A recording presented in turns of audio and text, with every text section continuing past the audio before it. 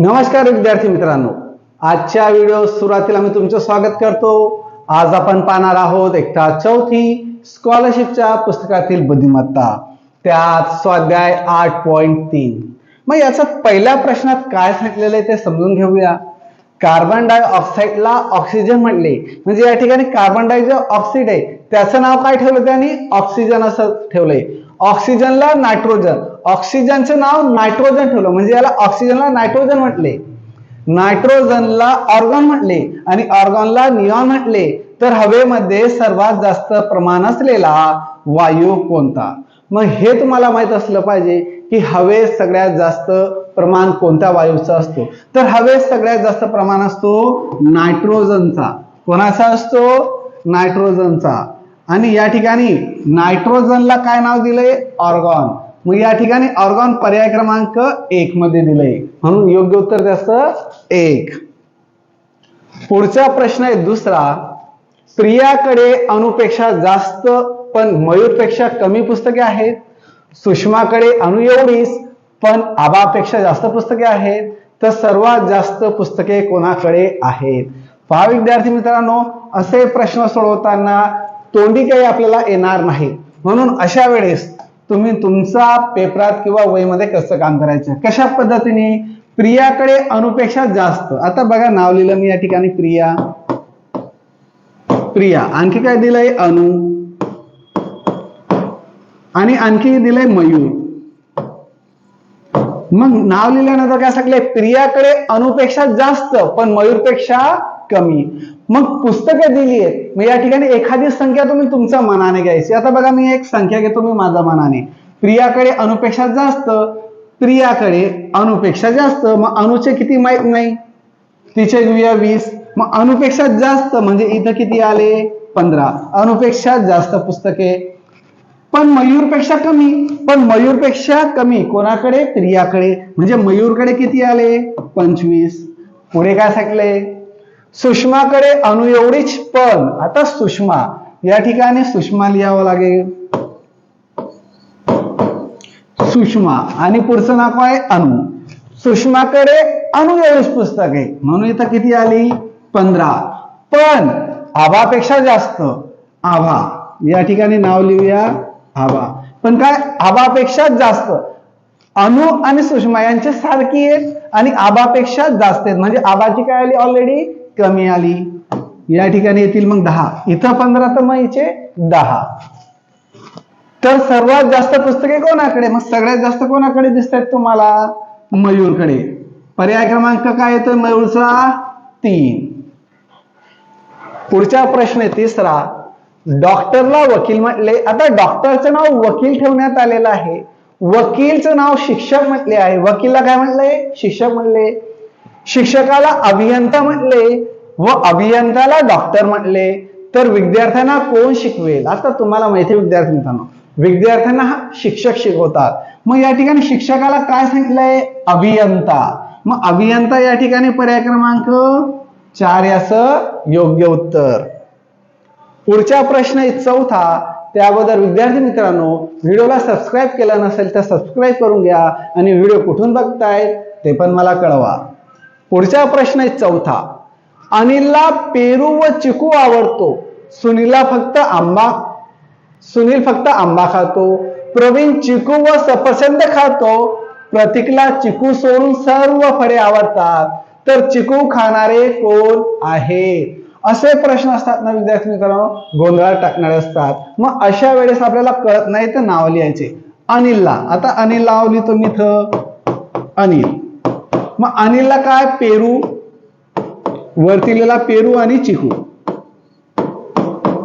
नंतर आणखी कोणत्या फळांची नाव आहे? सुनील, सुनील नाव आलंय, लिहिलं सुनील। नंतर सुनीलला फक्त आंबा खातो, सुनील, इथं आंबा एक फळ आलं। आणखी कोणत्या फळ आलेलं आहे? चिकू आणि सफरचंद, चिकू आहे आणि सफरचंद। आता बघा या ठिकाणी अनिलला पेरू व चिकू आवडतो, अनिलला पेरू आणि चिकू आवडतो, सुनील फक्त आंबा खातो, सुनील फक्त आंबा खातो, म्हणजे अनिलला हे दोघी आवडत नाही।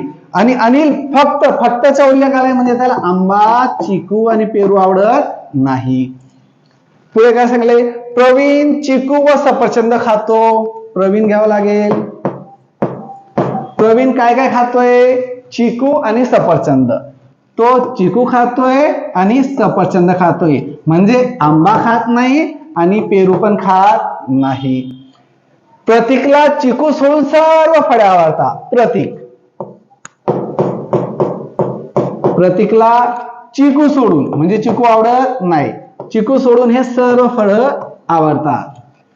तर चिकू खाणारा कोण आहे, आता चिकू खाणारे कोण आहेत, मग चिकू खाणारे या ठिकाणी 2 मिळाले. कोण कोण आहे, अनिल आणि प्रवीण. मग अनिल आणि प्रवीण पर्याय क्रमांक 3 मध्ये दिले.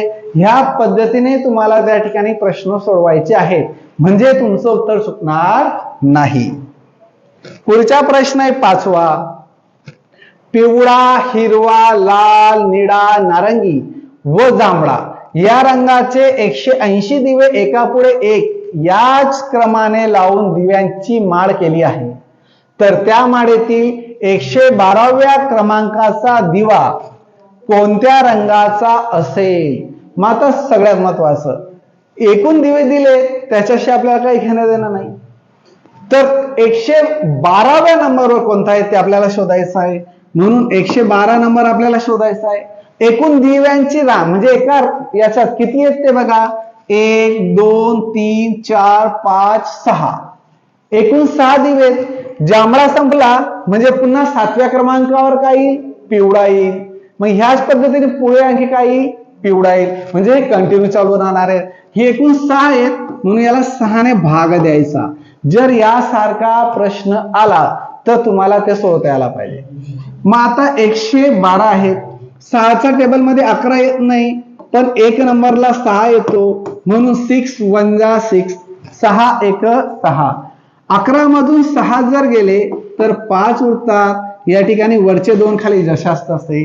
6च्या टेबल मध्ये 52 म्हणजे 52 येत नाही म्हणून 6च्या टेबल मध्ये 8 नंबरला येतात 48. 6 8 जा 48. मग ह्या ठिकाणी 48 52 मधून 48 जर मायनस केले विद्यार्थी मित्रांनो तर किती उरतात, 4 उरतात. बघा इथं झाले 12 कारण इकडनं 1 कॅरी केला, इथं उरले 4. 12 मधून 8 गेले 4, 4 मधून 4 गेले 0. मग या ठिकाणी जी उरलेली संख्या असते तेवढे आपल्याला क्रमांक पुढे घ्यायचे सुरुवातीपासून. लक्षात काय ठेवणार, सुरुवातीपासून. मग पिवळा 1 2 3 4, 4 नंबरला काय मिळालं आपल्याला, निळा. म्हणून पर्याय क्रमांक 2 याचं योग्य उत्तर. आता ह्याच प्रश्नानुसार मी तुम्हाला आणखी एक प्रश्न HW देतोय. सर कसा, प्रश्न सेम आहे. या ठिकाणी मी तुम्हाला अंक देतोय, या ठिकाणचा क्रमांक देतोय मी तुम्हाला 73. काय देतो, 73 नंबरवर कोणता दिवा येईल ते मला कळवायचंय, मेसेज करायचा आहे. चला पुढचा प्रश्न हा तुम्हाला HW. याच्या सारखे प्रश्न आले तर तुम्हाला सोडवता येतील का. पुढचा प्रश्न आहे 6वा. बगड्याला कावडा म्हटले. आता बगड्याचं नाव कावडा ठेवलेलं आहे, कावड्याला पोपट म्हणले, पोपट्याला मोर म्हटले, मोराला घार म्हटले व घारीला चिमणी म्हटले तर आपला राष्ट्रीय पक्षी कोण. तुम्हाला माहित असेल की राष्ट्रीय पक्षी हा आपला कोण आहे, मोर आहे. आणि मोराला काय म्हटले, घार म्हटले. मग घार या ठिकाणी उत्तर पर्याय क्रमांक 4. म्हणजे ही या पद्धतीची माहिती तुम्हाला असली पाहिजे ज्याला आपण जनरल नॉलेज म्हणतो, जीके. 7वा प्रश्न. घड्याळीतील तास काटा व मिनिट काटा पुढील पैकी कोणत्या वेळी काटकोनात असतात. आता काटकोन म्हणजे काय तर 90 अंशाचा माप असलं पाहिजे. मग या ठिकाणी 90 अंशामध्ये बघूया आपण. या ठिकाणी 6 वाजता, आता 6 वाजेला या ठिकाणी सांगलेलं आहे, हे घेतले 6. मग 6 वाजेला हा सरळ कोण तयार होतोय, 180 डिग्रीचा 180 कोनाचा मापाचा. 90 डिग्रीचा होत नाही, काटकोन तयार होत नाही म्हणून पर्याय क्रमांक 1 येणार नाही. पुढचं आहे 12 वाजता. आता 12 वाजेला जर घेतलं विद्यार्थी मित्रांनो तर हा शून्य कोण आहे? दोघी काटे एकाच ठिकाणी, म्हणून त्या ठिकाणी कोण तयार होत नाही, काटकोन, म्हणून पर्याय क्रमांक 2 पण येणार नाही. 3:30 वाजता, 3:30 वाजता जर घेतलं तर 3 आणि हे झाले 3:30. 3चा पुढे काटा आहे, यांचा मध्ये गॅप कमी आहे. मी तुम्हाला मॅथ मध्ये शिकवलंय की यांच्यात किती गॅप मोजायचा म्हणजे तो 90 डिग्रीचा होईल. म्हणजे या ठिकाणी तो 90 अंशापेक्षा कमी आहे, म्हणजे लघुकोन आहे. हा पण येणारी. मग उरलं काय तुमचं? पर्याय क्रमांक 4. मग पर्याय क्रमांक 4 योग्य उत्तर येते का बघूया आपण. 9 वाजता.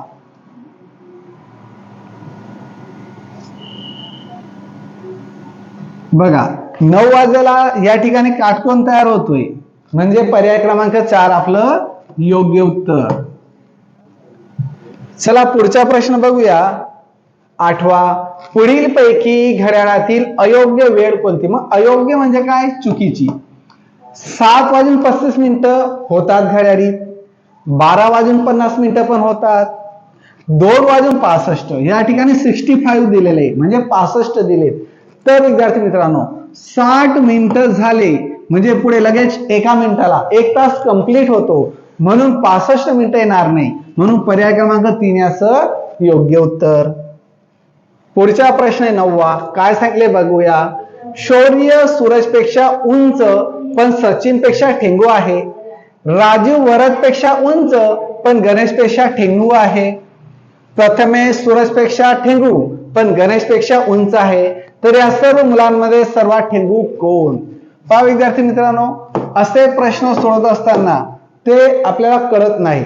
मग अशा वेळेस काय करणार? तर सर्वांची नावं सुरुवातीला. हे प्रश्न वेळ घेणार आहेत, याला कमीत कमी तुम्ही सहज 3 मिनिटं तुम्हाला लागणार. सर 1 मिनिट 10 सेकंदात प्रश्न सोडून गोल भरला जायला पाहिजे, पण तो वेळ आपण दुसऱ्या ठिकाणी कव्हर करायचा. याला सहज तुम्हाला 3 मिनिटं लागतील. कसे? तर तुम्ही नाव लिहिणार शौर्य. आता सांगितल्याप्रमाणे शौर्य सूरजपेक्षा उंच, या ठिकाणी घेतला सूरज. शौर्य सूरजपेक्षा उंच पण सचिनपेक्षा ठेंगू, पण सचिन. मग नाव लिहिलं सचिन. मग कोण ठेंगू कोण उंच कळत नाही. मग अशा वेळेला मी काय करेल? माझ्या हिशोबाने मी अशा रेषा ओढून घेईल, 2 3 4. कारण नावं जास्त असल्यामुळे मी काय करेल? जास्त रेषा घेईल, म्हणजे मला कळायला सोयीस्कर होईल. मग आता पुढे काय नाव आलेलं आहे? राजीव आणि वरद. राजीव वरद. आणखी काय आहे? गणेश. आणखी गणेश नंतर प्रथमेश पण आलेलं आहे. प्रथमेश इथं घेतो. प्रथमेश. शौर्य सूरज सचिन राजीव वरद आणि गणेश. आता बघा सांगितल्याप्रमाणे तुम्हाला रेषा द्यायच्यात या प्रश्नांना. शौर्य सूरजपेक्षा उंच. शौर्य सूरजपेक्षा उंच, हा सूरज आहे. शौर्य हा सूरजपेक्षा उंच म्हणजे एवढा आला. याला जर 1 रेष दिली तर याला 2 रेष द्यावं लागेल.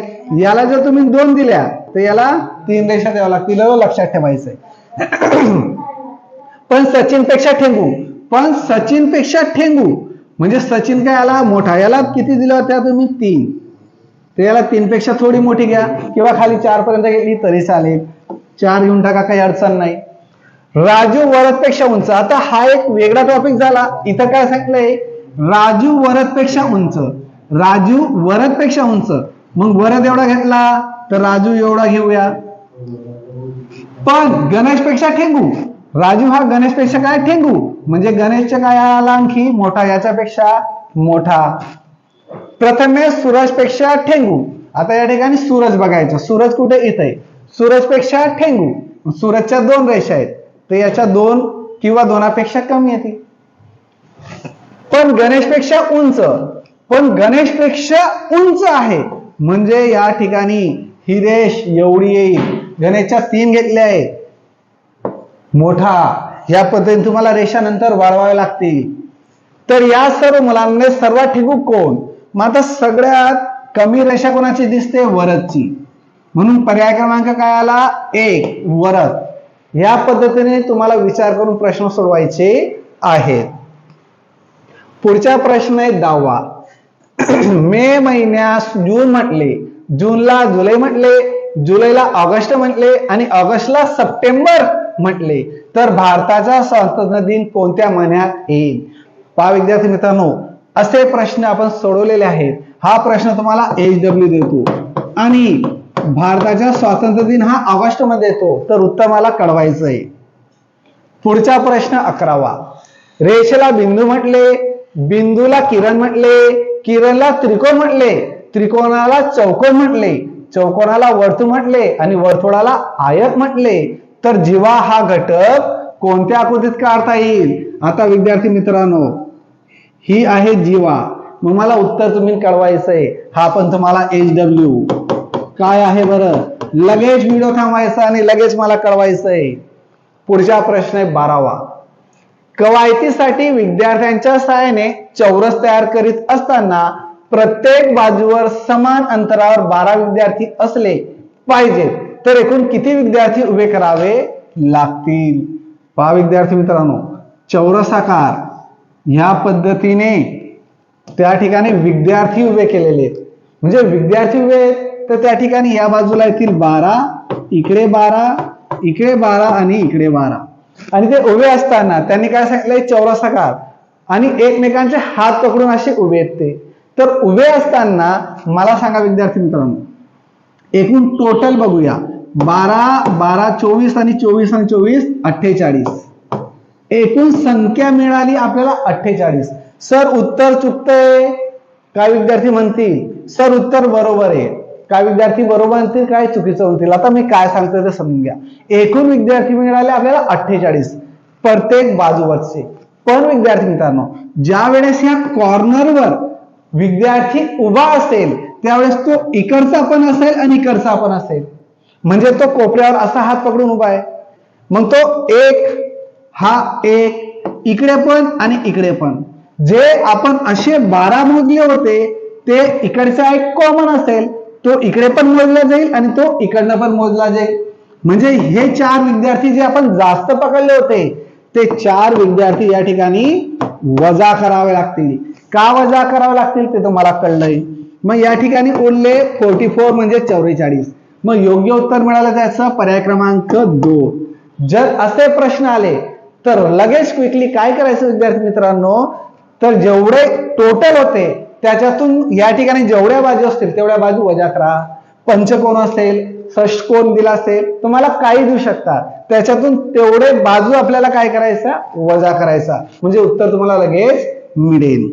तर विद्यार्थी मित्रांनो, राहिलेले जे प्रश्न आहे आपण त्या पुढच्या व्हिडिओमध्ये बघू, कारण व्हिडिओ खूप मोठा होतोय.